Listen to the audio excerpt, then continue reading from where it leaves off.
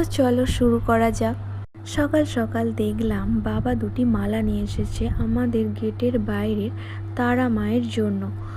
এরপরেই তোমাদের দেখিয়ে দেব আমার পয়লা বৈশাখে কটি জামা হয়েছিল।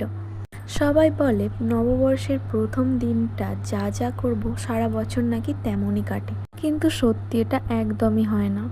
এই যে জামাগুলো দেখছো, একটা আমার শাশুড়ি মা, একটা শ্বশুর মশাই আর একটা আমার মা দিয়েছিল। এরপর আমি রান্নাঘরের দিকে একটু উঁকি মেরে এলাম। তারপর আমি দেখলাম আমাদের পুচকে বাচ্চাগুলো খাবার জন্য লাফালাফি করছে, তাই আমি তাদের খাবার দিয়ে দিলাম। এরপর দেখে নাও আমাদের পয়লা বৈশাখে কি কি রান্না হয়েছিল। সেদিন হয়েছিল পঞ্চপদের রান্না, কিন্তু আমি এখানে চাটনিটা দেখাতে একদমই ভুলে গিয়েছি। এখানে কিন্তু শেষ নয়, এরপরেও ছিল দই, মিষ্টি আর কোল্ড ড্রিঙ্কস। সন্ধ্যাবেলায় আমরা বেরিয়ে পড়েছিলাম রথের মেলায় যাওয়ার জন্য। মেলায় ঢুকতে না ঢুকতেই দেখতে পেলাম এখানে তো প্রচণ্ড ভিড়। আমরা মেলার চারিদিকে একটু ঘোরাঘুরি করে নিলাম, তারপরে বাড়ির জন্য কিনে নিয়েছিলাম জিলাপি। নববর্ষের প্রথম দিনটা কিন্তু এইভাবেই আমাদের খুব ভালো কেটেছিল।